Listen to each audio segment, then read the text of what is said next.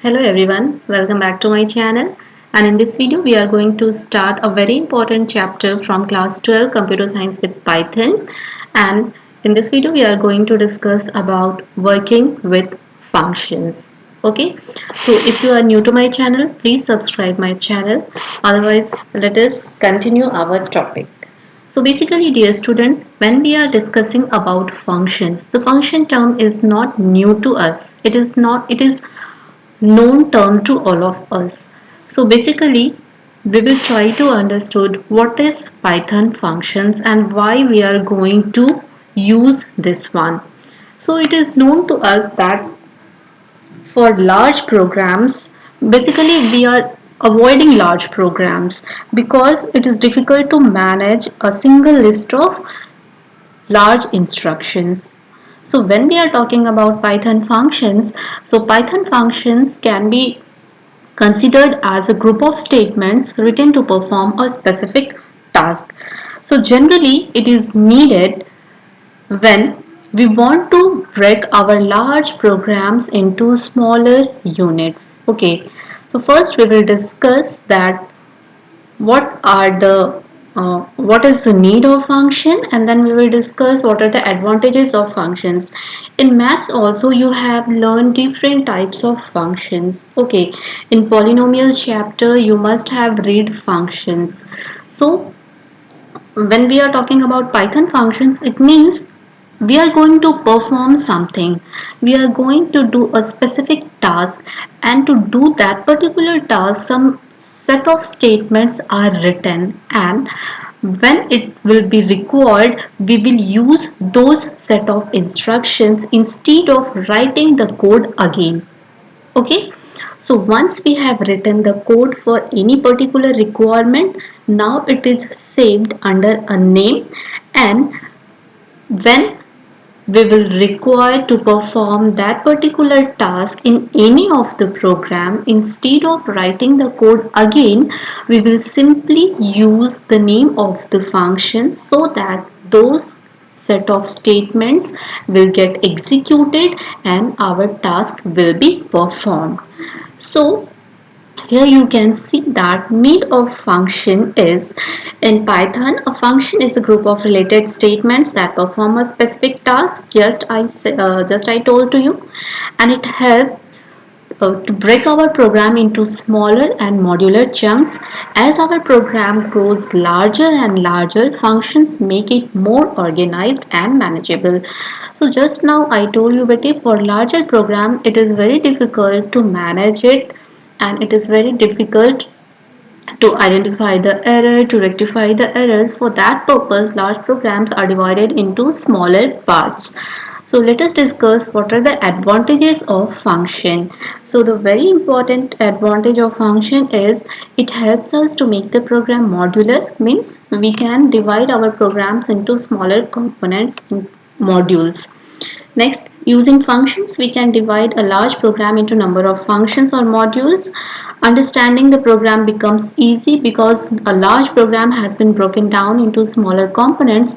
Then it is very obvious that understanding the program will be easier, debugging the program will be easier, and as I told that while using function, we are doing what? We are just writing our programming only. Okay, we are not doing something new. We are writing some set of instruction, but we are giving a name to those set of instructions, and those set of instructions are going to perform a specific task. Okay, so if that task is needed in any other program, then instead of writing those set of statements again in the new program, what we will do, we will use name of that function in our new program. So here what is going on, here reusability of code is going on because we are not writing the code again and again. Simply we are using the name of the function so that it will be executed. Okay, so in this chapter we are going to discuss in details that how we can write a function, how function executes, what are the flow of control of function execution, and so many new things we are going to discuss in this chapter. So this was all about theoretical things related to our function, that what is function, why it is needed, what are the advantages of functions. Now next important topic that we are going to discuss is, dear students, how does a function looks like, means we will discuss the syntax of our function. Okay, what is the syntax of our function? So when we are talking about syntax, it means how we have to, or how we will define our function. Okay, so basically in Python we are having two types of functions. Okay, so what are those two types of function? In class 11th already we have discussed one category of function. If you remember, we have already discussed two types of functions. First one is built-in function. Okay, here you can say built-in function. It means predefined function, the functions which are already defined. So in class 11th we have learned int function, we have learned input function, we have learned print function. So many functions we have discussed in the chapter: string, list, dictionaries, tuples. So all those functions are predefined. We need not to define those functions, and hence those functions are known as built-in function. Another category is a user defined function. So in this chapter we are going to discuss how we can create, how we can define our own function, and those functions are required if we want to perform any specific task. So as per our requirement, if we want to write a set of statements, then that will be considered as a user defined. Okay, so what are the different components of user defined function? Let us discuss one by one. It means a function should have the following components. Let us discuss what components should have a function. Okay, then in details we will discuss also that how to write a function. So the very important thing, first, def, def. So this is a keyword which marks the start of the function header. So how you will recognize a function? If it is prefixed by a keyword def. So def keyword is written before defining a function. So if there is a def keyword, it means we are going to start the function header. Okay, function header means it will have the def keyword, it will have name of the function, and it will have list of parameters. So if the terms are new to you, don't worry, we are going to discuss all these terms in this particular video. So now function name. So function name helps us to identify the function. The function name should follows the rule of writing identifiers in Python.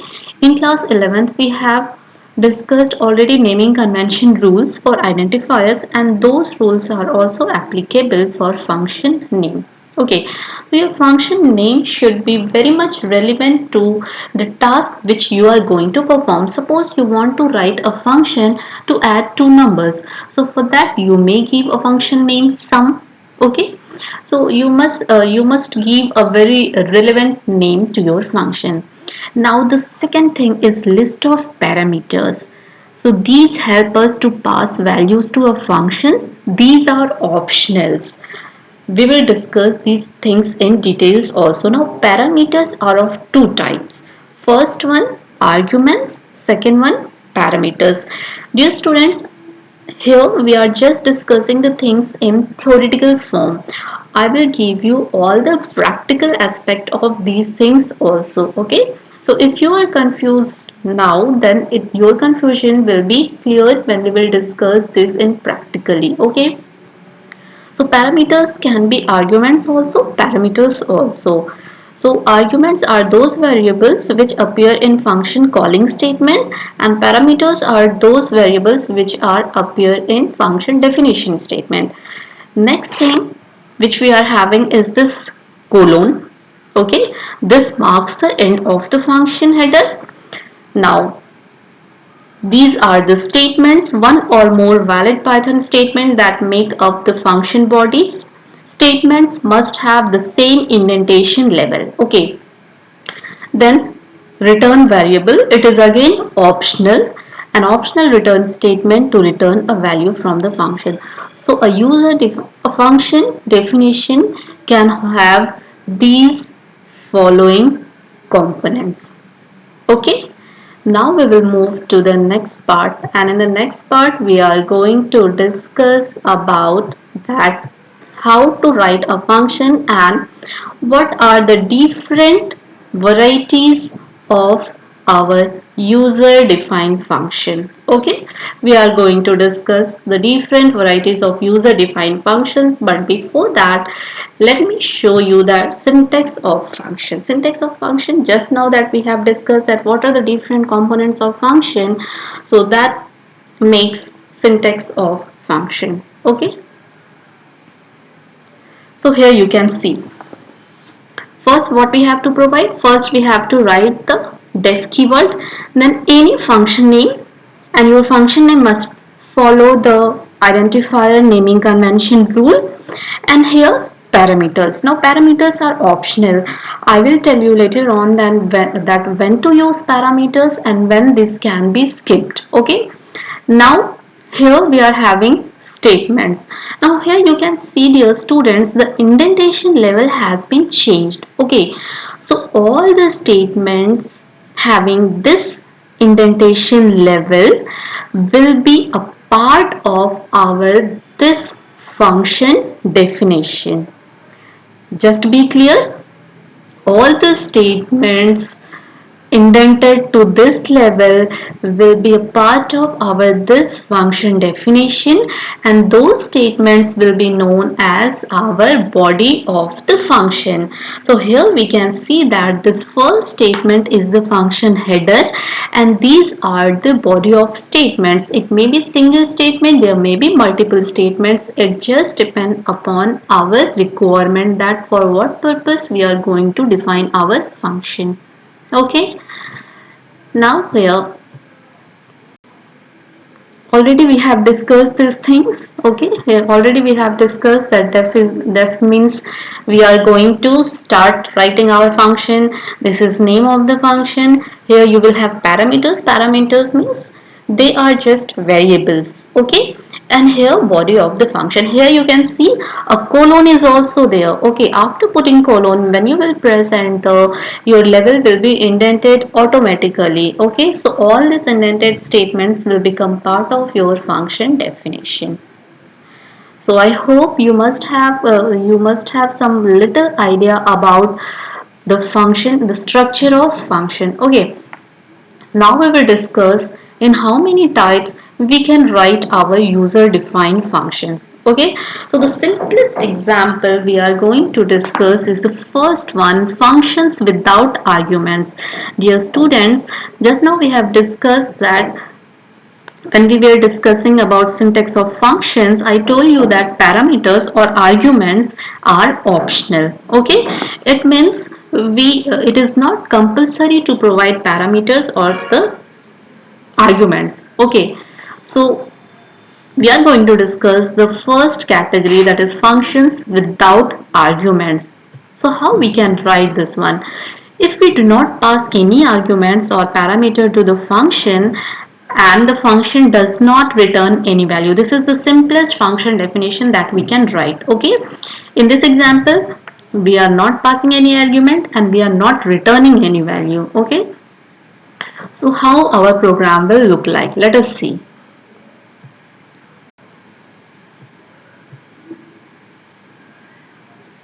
Here you can see, dear students, we are having a function square. What it is doing? It is simply calculating square of a number. Okay. Now, the very important thing you must know, that flow of execution of our function. Okay, so with this simplest program I am explaining that how execution will be there in function. Okay, so as soon as our interpreter gets this def keyword, so it understood that it is having the function header, so it skips the body of the function. Now what are the body of the function? Here you can see these all statements are having the same indentation level. It means these three statements are the part of our this function definition. Okay, so once again I am telling that as the interpreter gets the keyword def, it means it is having the function header,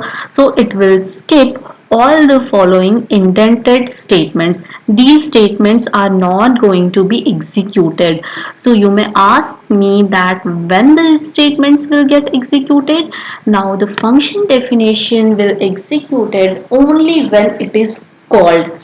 If you will write this much only, then it is never get to executed until it is called or invoked.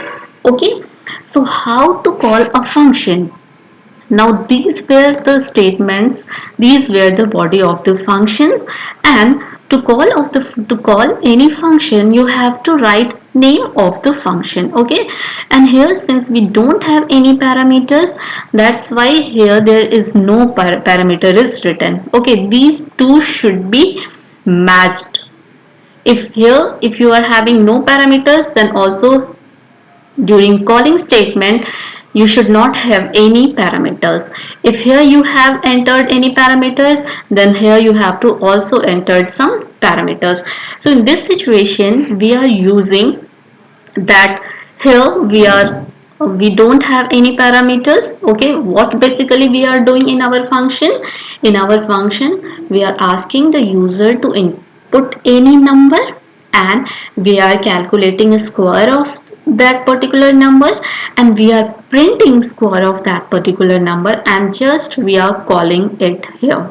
Okay, so basically what we are getting, let me try show you by executing this program. Okay,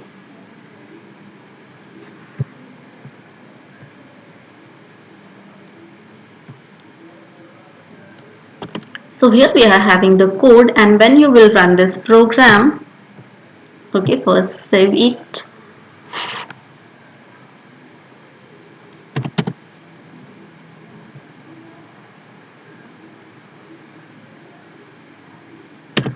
So it will give you square of a number. Okay, here we have used the first technique without any parameters, and it does not have any return type also.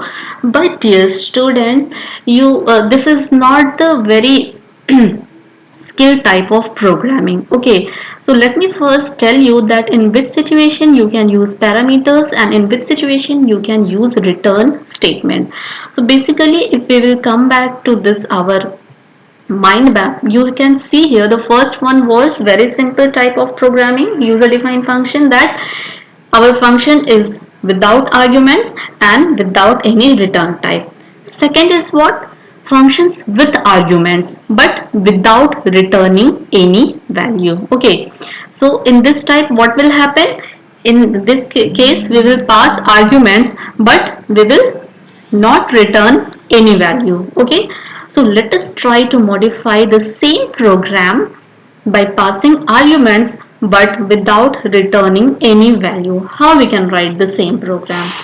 Now dear students, it is here we are calculating square of a number.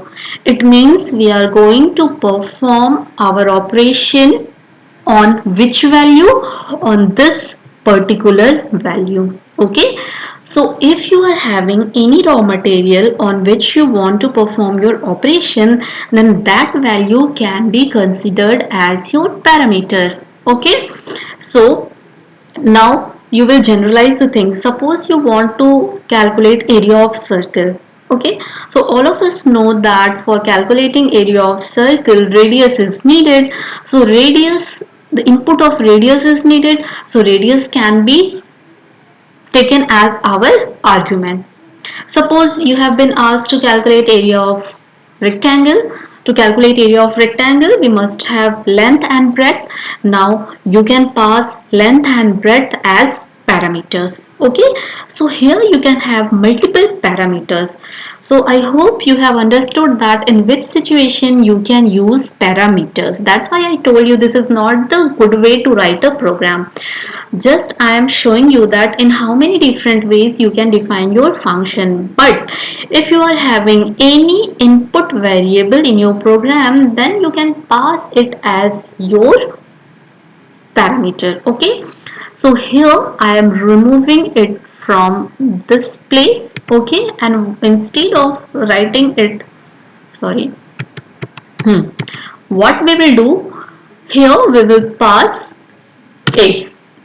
Okay, so this has become our parameter.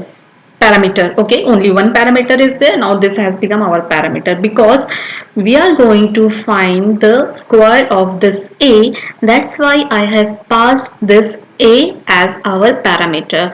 What else I am doing?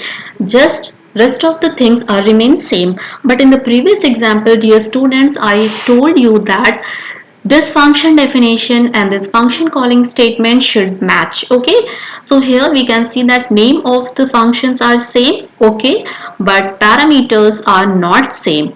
So here you must have to provide a parameter. Okay, so here we are having one variable, so here also you have to pass a variable. Okay, so let us take a let us take a variable.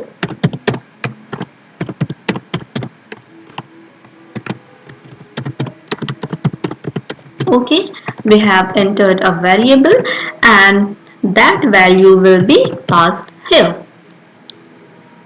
Okay, now let us try to execute this one.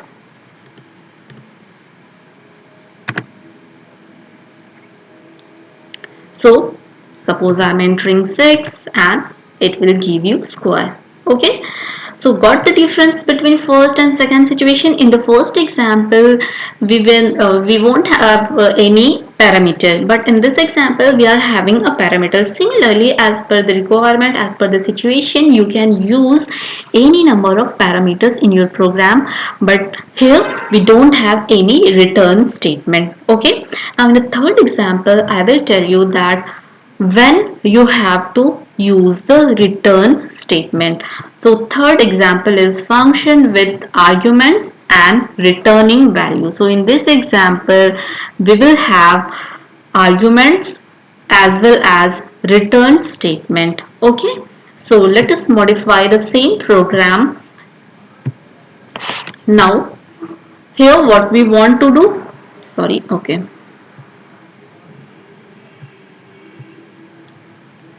here we want to have the return statement.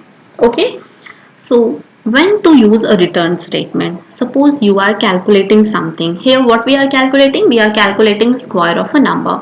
So if you are calculating something, it means you must have some results.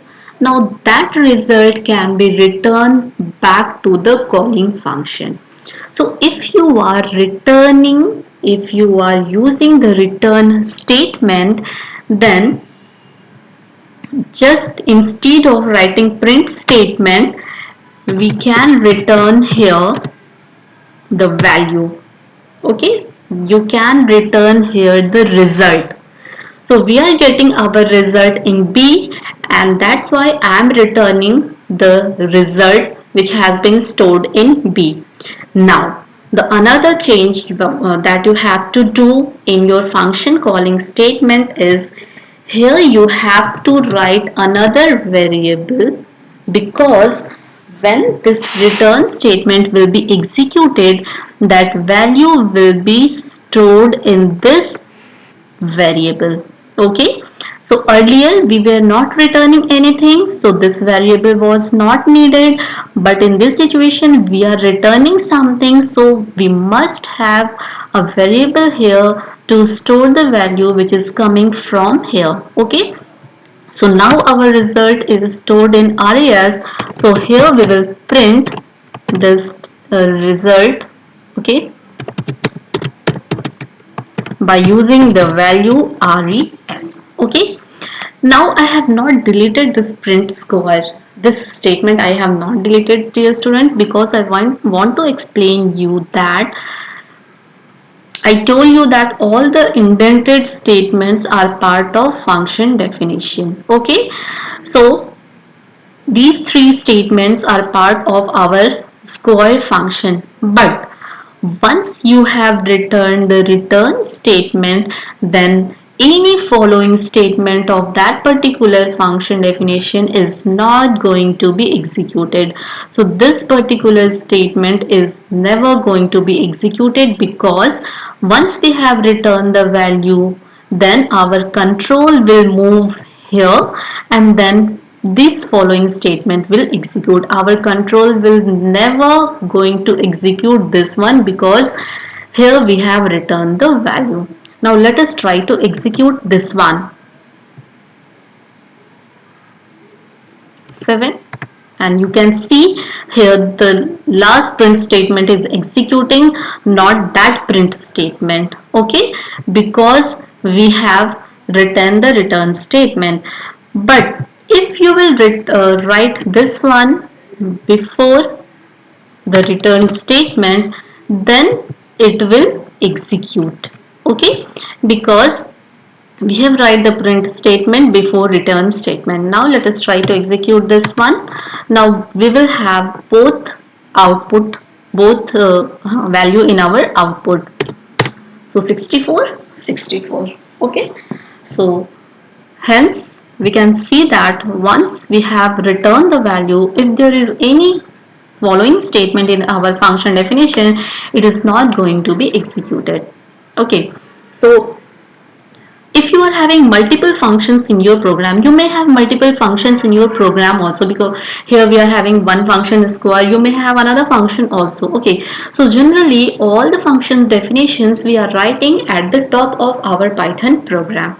Okay, and the execution of program begins from here after all the function definitions. Okay, it begins from here, because as soon as your interpreter gets the def keyword, it will skip its body parts, because as I told you that a function definition executes only when it is called. Okay, so this will be executed if this square function will be called, and where we are calling the function, here we are calling the function. So as soon as we are calling the function, then these three statements will be executed. If you have not written the function calling statement, then your function definition part is not going to execute ever. Okay, now the execution of program always begins from main function. Main function, here you can't see the main function. Okay, because those main functions are top level statements of our Python program. So the execution of program will always begins from here. This is the top level statement of program. It is not going to execute first function definition. Okay, it will skip all the def keyword and the statement following to those function definitions will be executed first. So in this way, the program having function definition is executed. So we have discussed till now the three categories, the three types of behaviors of functions: the functions without arguments and without any return type, functions with argument but without returning any value, functions with arguments and returning value. So the simple thing is that if you are having some input in your program, then pass those inputs as your parameters, and obviously if you are doing some calculations, doing some operations, then you must have some results, then you can return those results using return statement. Another behavior is your function returning multiple values. We may have some situation where we want to return multiple values. Okay, let us see what are those situations. Okay, here you can see one example is there. Let me show you by executing this one. In this example, what we are doing, in this example we are returning a single value. We are calculating square of a number and we are returning it. Okay, it is also possible to return multiple values in our program also. Okay, so let me show you that how we can return multiple values. Okay, So here you can see we are calculating square of a number, we are calculating cube of a number, and we are returning multiple values. Okay, so we are returning both square of a number and both cube of a number.